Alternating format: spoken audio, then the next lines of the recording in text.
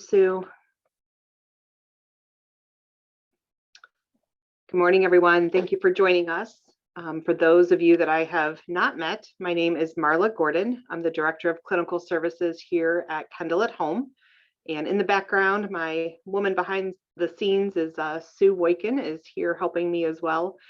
If during the presentation you think of any questions there's Sue, any questions that you want answered, feel free to click either Q&A or chat and type those questions in, and we'll get to those at the end. Today, I am going to make sure all of you straighten up, and we're going to talk about the importance of posture. I certainly am guilty of all of these days sitting behind the desk and Zooming over the last couple of years, not sitting with the best posture myself. So we're going to talk about posture, the importance of posture, and then giving some stretches and exercises that can improve posture. So I have a lot of information to share on these slides. So I'm going to hide myself during the presentation so that you can focus on the slides, and then I'll come back on to answer any questions that you have. Okay. So to quote Loretta Young, unless some misfortune has made it impossible, everyone can have good posture. So the myth, is it too late to correct my posture? The truth is that it's never too late to improve your posture. Our bodies are resilient and able to move and learn new patterns of movement, and studies have shown that people, even in their 80s and 90s, can improve their posture, giving them more mobility, independence, health, and quality of life. So what is posture? Posture is the position in which you hold your body while standing, sitting, or lying down. Good posture involves training your body to stand, walk, sit, and lie so as to place the least amount of strain on muscles and ligaments while you're moving or performing weight-bearing activities. Good posture focuses on maintaining the natural curves of your spine. So here are a few examples of different types of posture. The woman on the left, this is normal posture. And with normal posture, we're looking for that just little bit of slight curve in the neck or the cervical area, a nice curve in the lower back in your lumbar area, and standing up nice and straight, hips and knees and ankles all in a line, versus the next person who is demonstrating kyphotic posture. So she has what we would call a sway back, or that kind of large hump in the back, and then an extra big lumbar curve, versus the next person where it's more of a sway back. So she has that upper kyphotic posture and more of a flattened lower back curve. And then the last person demonstrates more of a flat back. You can see that there really are no maintained curves in the neck or in the lower back. So what are the benefits of good posture? There are quite a few. Number one, it reduces low back pain, decreases pressure on the posterior spine. Fewer headaches, poor posture, as we saw with that kyphotic posture in particular, that rounded upper back, putting the pressure on their neck can definitely attribute to tension headaches. Good posture increases energy levels. There's less muscle fatigue so that you can have more energy and you don't have to work so hard to do what the muscles are supposed to do. There's less tension in the shoulders and neck. So here I wanted to talk about patients that I've treated over the years. I'm an occupational therapist by training and have been an OT for over 22 years. And so many of the patients that I treated in outpatient that came in with headaches and neck pain, I always knew what they were there for when I looked in the lobby, because they are the ones that had their shoulders up to their ears, sitting so tense. So that tension in the shoulders and the neck can be alleviated with good posture, and that'll be addressed when we go through some of those stretches I was mentioning. Good posture also increases lung capacity so that your lungs become compressed when you're slouched, so it becomes difficult to take a nice, good breath. Good posture also improves circulation and digestion. Poor posture compresses blood flow to your organs. Good posture reduces TMJ pain in your jaws. With that forward head position, it causes stress on that, we call the TMJ, the temporomandibular joint in your jaw. Good posture will alleviate that TMJ pain. Good posture also improves core and scapular strength, shoulder blade strength. It increases self-confidence and people appear taller. I know I'll take every inch of height that I can get. It improves swallowing. So when we have individuals that are choking on food or that are prone to pneumonia, the first thing we're looking at is their posture when they're eating. Are they lying in bed? Are they lying on their stomach? Are they sitting properly? So good posture can impact your swallowing. It also increases your breath capability for vocalization. So in order to be able to breathe from the diaphragm, to support your body and talk at a high volume, good posture is required for the loudness of your voice, and also for being able to take nice, big, deep breaths and increasing your oxygen concentration. So when does posture matter? We think about posture usually when we're talking about sitting, but it really impacts everything. How you are positioned to eat, to sleep, lying down, lifting objects, sitting, exercising, breathing, and even driving. So when we're eating, as I mentioned, it impacts your swallowing capabilities and the loudness of your voice if we're sitting with poor posture. And it affects the breathing. So slouching prevents the diaphragm from working efficiently to expand your chest cavity, and lungs can affect your breathing capacity even if you do not have a respiratory condition. So you don't have to be predisposed or have a respiratory diagnosis for poor posture to impact your ability to breathe. Talking on the phone, this is a big one.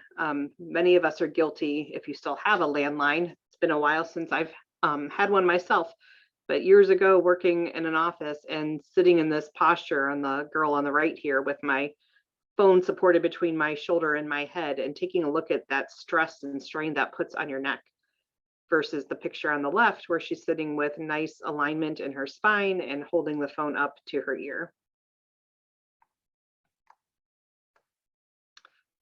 Something even as simple as carrying your laundry, being mindful of your position as you're carrying items, that you're carrying them close to your body, that the weight of the item that you're carrying is manageable. Then we'll go to driving. So when we're talking about posture and sitting in the car, it's important to keep the seat back as straight as you can, keeping your hips all the way back against the backrest, maintaining that arch in your lower back. Lumbar rolls, which I'll show you a picture of in a moment, are helpful. A lot of cars these days actually have built-in lumbar rolls that you can control how much support you're receiving from your seat. Keeping your upper chest and your upper back straight while you're driving, keeping your head over your shoulders and your chin level. Driving with your hands on the wheel, your elbows should be bent and relaxed, and keeping your shoulders relaxed. So here's an example of poor posture that we often see when we're driving or we're concentrating on the road, and kind of that curvature in the upper back, leaning forward, heads forward, and that strain that is putting on this person's lower back, versus the person on the right who's keeping those curves in the neck and the back. Looks like they have some lumbar support from their seat, their head is neutral, their elbows are relaxed and bent, and that's the proper posture that should be maintained while driving. So sitting at the computer, this is a big one too, especially during COVID time where we're working remotely or talking with our families on the computers, the position in which you're sitting in front of the computer. You want to make sure that you're sitting with flat feet on the floor or on a raised object, so that your knees are bent at 90 degrees or slightly below the level of your hips. Keep your hips all the way back against the backrest. Maintain that arch in the lower back. Again, a lumbar roll helps wonderfully with that. Keep your upper chest and your upper back straight. Keep your head over your shoulders and your chin level. And do not sit with a large wallet in your back pocket. Often we would treat individuals, usually gentlemen, who have their wallets in their back pocket, and whether they're driving in the car or sitting at a chair with that wallet in their pocket, they would come in and say they were having shooting pain or numbness and tingling down their legs. And sure enough, they remove that wallet out of that pocket and their symptoms resolved. So making sure we're not sitting with items in your pocket. Here's an example of proper posture when sitting at a desk. You really want that monitor to be at eye level, approximately 18 to 24 inches from your eyes. You want to sit with shoulders relaxed, nice lumbar back support, arms supported at least 90 degrees, your thighs horizontal, and feet flat on the floor. Then sleeping and lying down. This was another big one, especially when I treated individuals with neck pain. No matter what position you lie in or sleep in, the pillow should be under your head, but not under your shoulders. And it's really important to pick pillows and the number of pillows that will allow you to maintain the normal alignment of your head and neck. So having too many pillows is bending your neck to the side or bending it forward, depending if you're sleeping on your side or your back, puts a lot of strain on those muscles. Having too thin of pillows or not enough pillows does the opposite. You're bending down towards the bed or extending your neck if you're sleeping on your back. So you want to try to sleep in a position that helps you maintain the curve in your back. So if you're sleeping on your back with a pillow under your knees or a lumbar roll in your lower back, or on your side with your knees slightly bent, it's important that if you sleep on your side, that you're not pulling your knees up as close to your chest as you can. A slight bend in the knees is appropriate, but when you draw your knees up closer to your chest, you're putting a lot of strain on your lower back. And you may want to avoid sleeping on your stomach, especially on a saggy mattress, because it can cause back strain and be uncomfortable for your neck. Selecting a firm mattress and box spring that does not sag is important. And when you're going from standing up from a lying position, if you're lying on your back, you want to turn over onto your side, draw both knees up, swing your legs off the side of the bed, and then sit up by pushing with your hands. Avoid bending forward at the waist. When individuals are utilizing their core muscles or kind of straining to sit up forward out of the bed, you're putting a lot of strain on your back and on your neck. So going from lying to sitting using proper mechanics is important. This is an example of a cervical pillow. It's not as thick as a lumbar roll or a lumbar pillow. It's just enough to support between the neck and the pillow. These rolls, depending on your pillow size, can actually be inserted into your pillowcase as well. So your head is supported by your pillow, your shoulders are supported by the bed, and that cervical roll slips right in between there, just enough to give you some support in the cervical area. And here's an example of the cervical roll inserted into a single pillow so that the pillow is supporting her head, her shoulder blades are supported by the bed, and that cervical roll is not making the head flex or extend by at all. It's just taking up that space between the head and the upper back, that normal natural curve of the cervical area.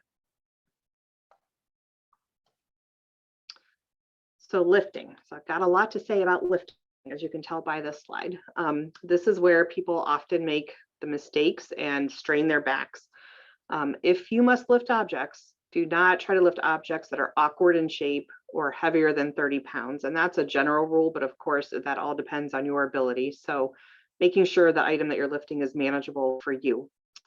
Before you ever begin to lift a heavy object, make sure that you have firm footing.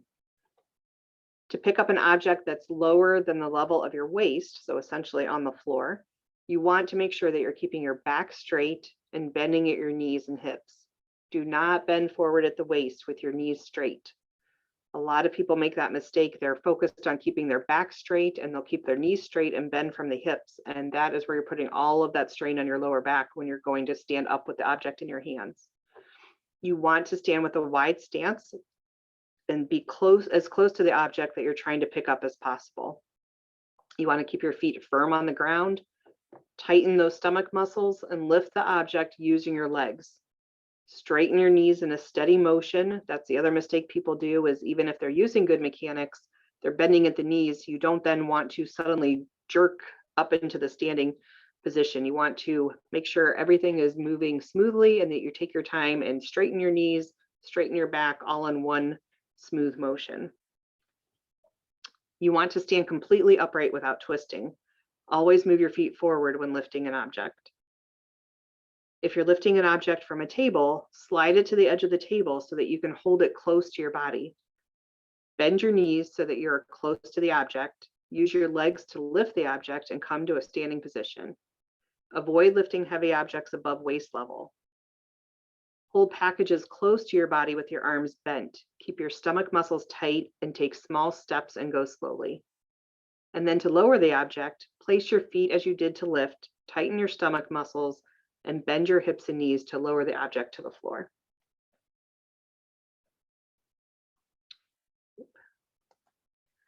So here's an example on the right of poor posture.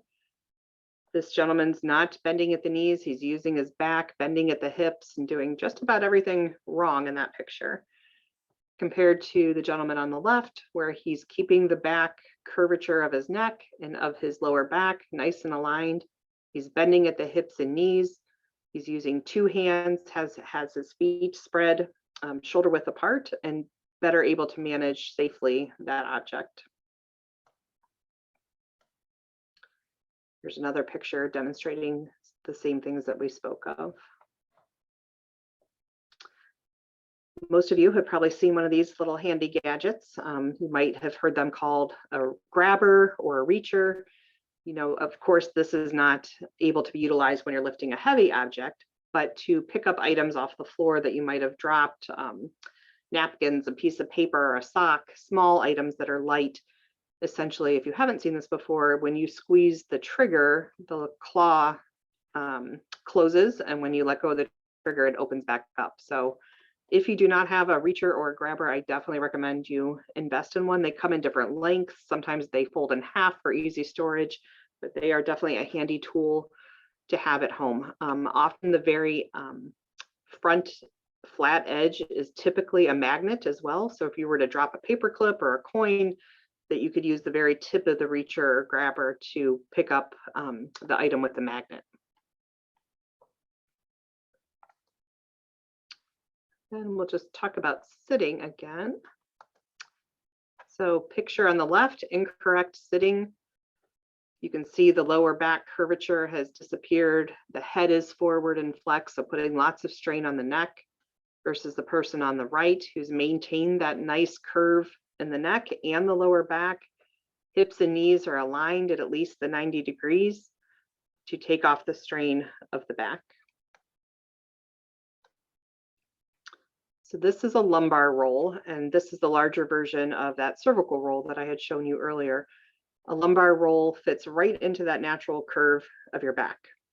If you don't have a lumbar roll, or you want to try to see what a lumbar roll would feel like for you, you can take either towels or a roll of paper towel, a new roll, and wrap it in a towel and place that in your lumbar spine. It's pretty significant in diameter, usually about at least 5 to 6 inches, to really accommodate that proper posture for the lower back.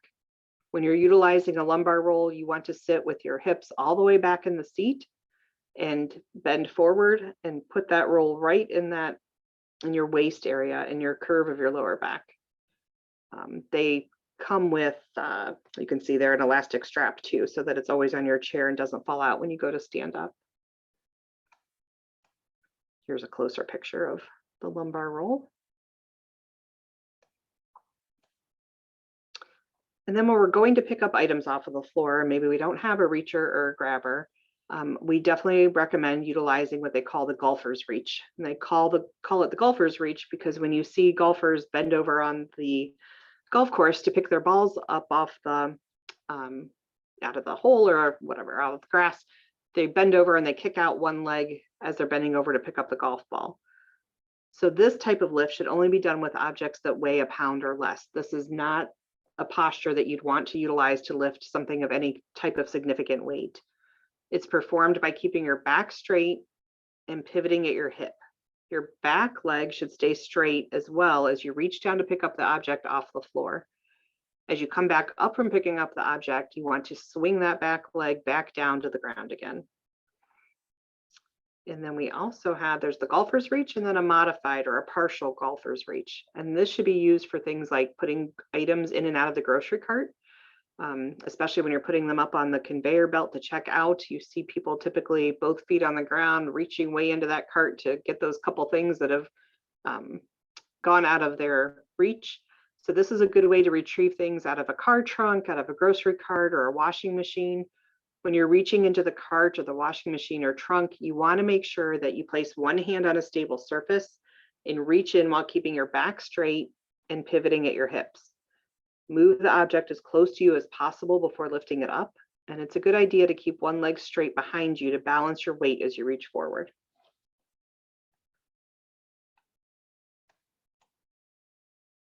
So some tips. It's recommended that individuals walk 3 to 5 times per week for 15 to 60 minutes, that you wear supportive and well-cushioned shoes or boots. And you want to make sure you're shifting your weight from one foot to another for times when you're standing for long periods of time, such as cooking or washing dishes or brushing your teeth, that you're shifting that weight from one side to the other. And again, investing in a reacher, a lumbar roll, or a cervical roll are definitely recommended. So I'm going to go through some stretches and exercises that just about everybody can do to help with muscle stretching to alleviate some of that tension in the neck and back. And of course, before you perform any exercise or stretch, we recommend that you consult with your physician. The first one, and I'll go a little slower with these so that if you want to try them as I'm going along, you can give them a try. The first one is just a simple shoulder shrug. So sitting with proper posture, shrugging shoulders up towards your ears, and you want to breathe in as you bring your shoulders upwards towards your ears. Relax your shoulders back to the neutral position while you exhale. So just a simple shoulder shrug.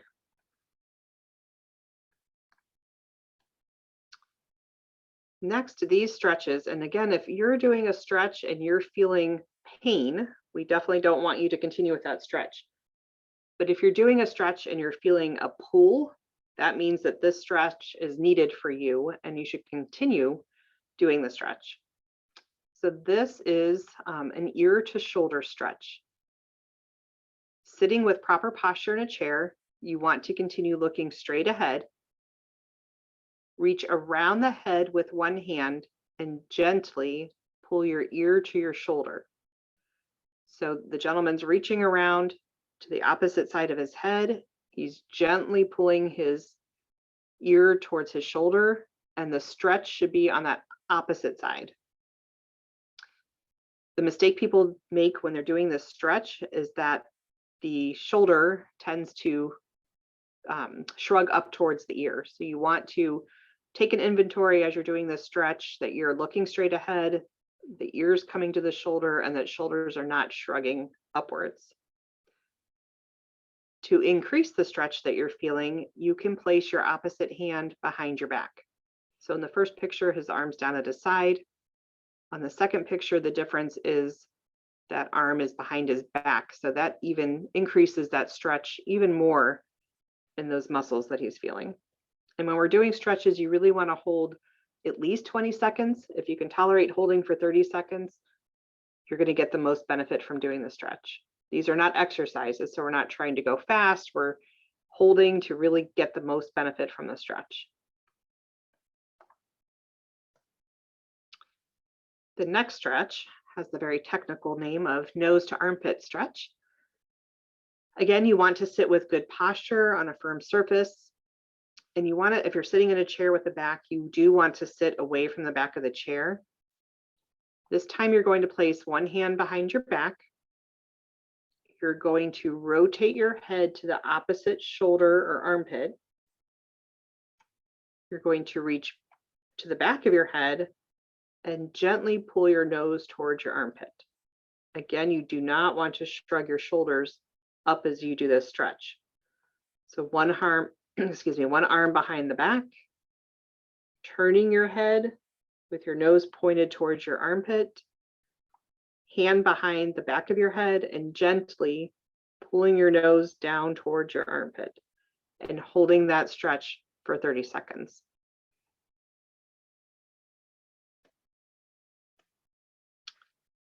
And then shoulder rolls. These are meant to be done slowly, so the movement is a bit exaggerated versus just going around in a circle. You want to sit with proper posture away from the back of the chair, shrugging your shoulders up, and then bringing your shoulder blades together, squeezing the shoulder blades, and then relaxing back to neutral with your shoulders down. And really want to exaggerate each one of those motions. So again, bringing your shoulders up into a shrug, shoulders back, squeezing your shoulder blades together, and then relaxing shoulders back to a neutral position. This is not a stretch per se, it's an exercise, but it's meant to be done in separate segments versus a fluid shoulder roll.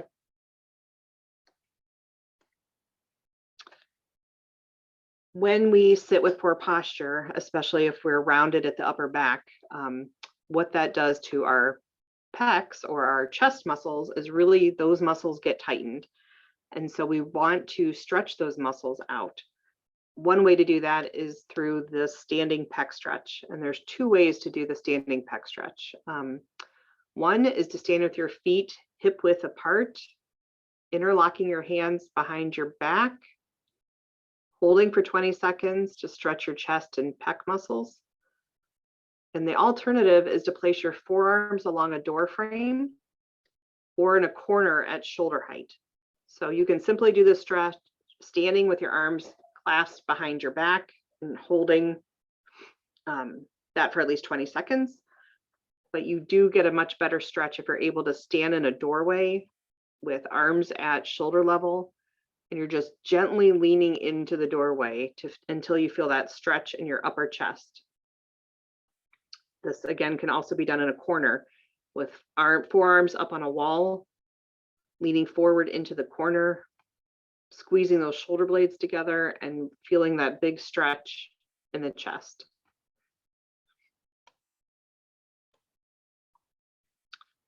Scapular retraction is big fancy words for squeezing your shoulder blades together. We talked about that, doing those shoulder rolls. But again, sitting with good posture or standing, rounding your back and then sitting back upright, squeezing your shoulder blades together. So arching your back into that poor posture position and then sitting back up straight, squeezing those shoulder blades together.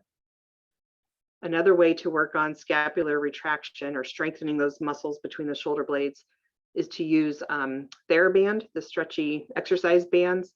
If you have someone that you trust enough to hold the middle and won't let go as you're doing the exercise, then you can do that.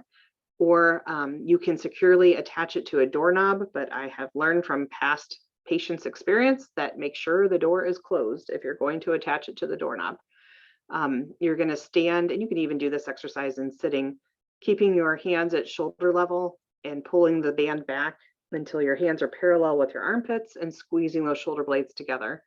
And the other important thing is, as you go back to the neutral position, not letting the band control you. You still want to have a nice controlled motion as you extend your elbows back into the neutral position. Seated marches, and these can be modified to be a little more difficult. We'll talk about that, but this is just merely sitting in a chair, a nice firm surface, sitting away from the back of the chair so that you're having to activate those core or stomach muscles, and alternating lifting in a marching position each leg. And you can start with having to hold on to the sides of the chair if necessary. It can be made more difficult by having to keep your hands on your lap while you do the marches and sit away from the back of the chair.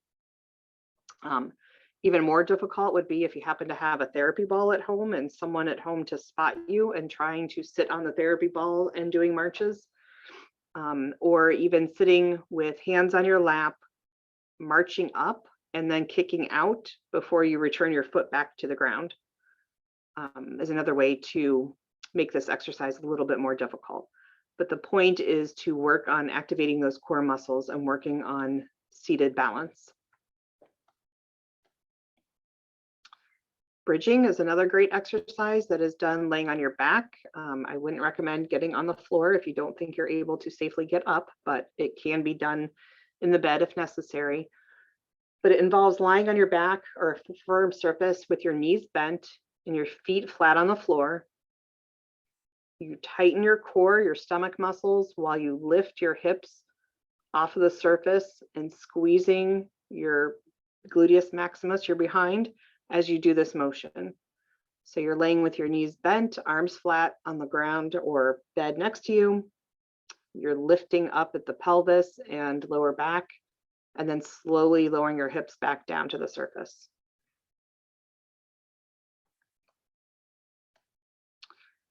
This one is a pretty advanced exercise as well. My husband would kill me if he knew I was telling you this, but he exercises 3 days a week, works out at the gym.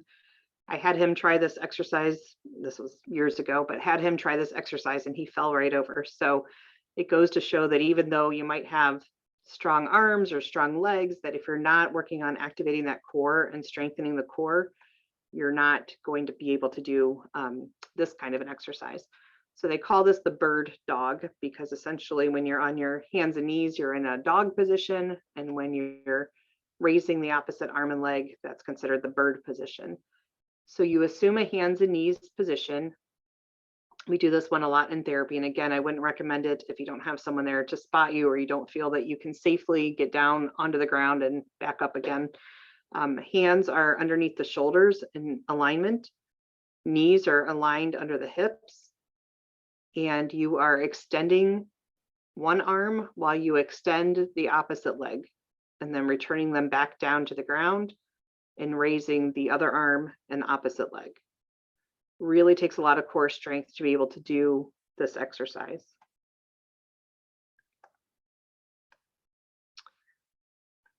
So just to review also some of the member benefits, if you haven't taken advantage of them already, other ways to focus on exercise and strengthening that also help posture.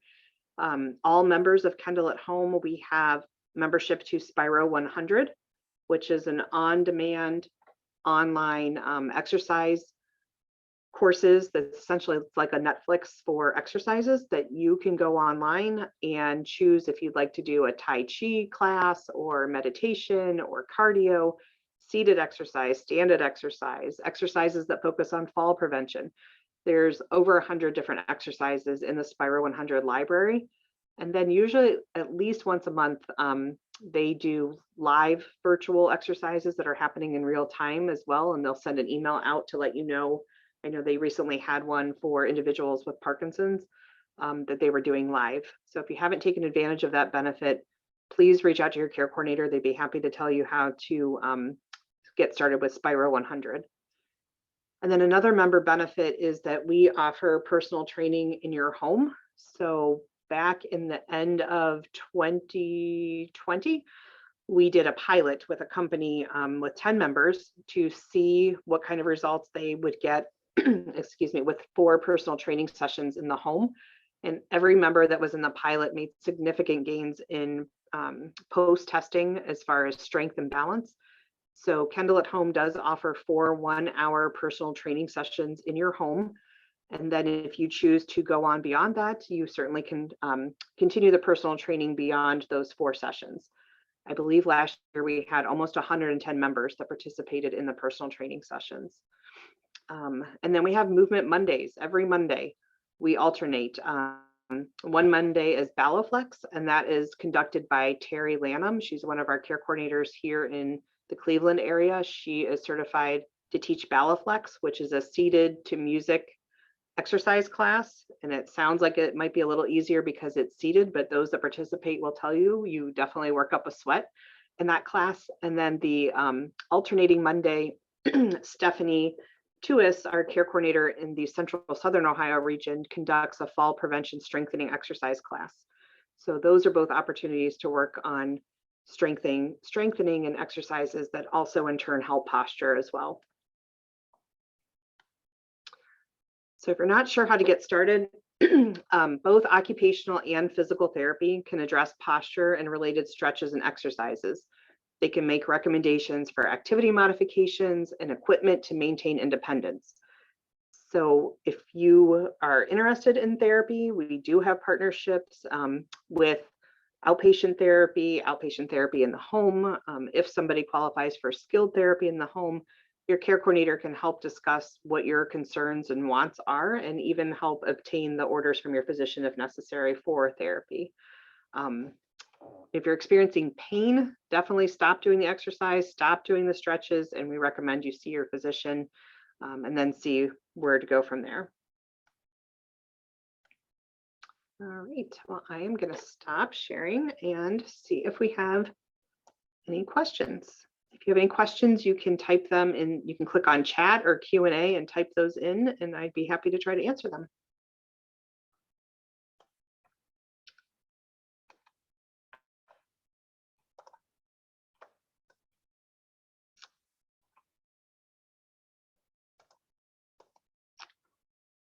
We're a very quiet group right now. Oh, I must have covered it all. There are no questions.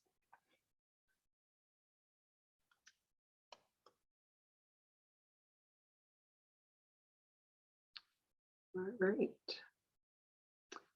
Well, if you don't have any questions, I hope you learned. Oh, I got one just came in. How does one access personal training sessions? If you are interested in personal training, you can let your care coordinator know. And Julia, you can let me know. You're in the Boston area, and I will give your information, contact information to the company that we utilize in Boston, and they'll reach out and get you scheduled.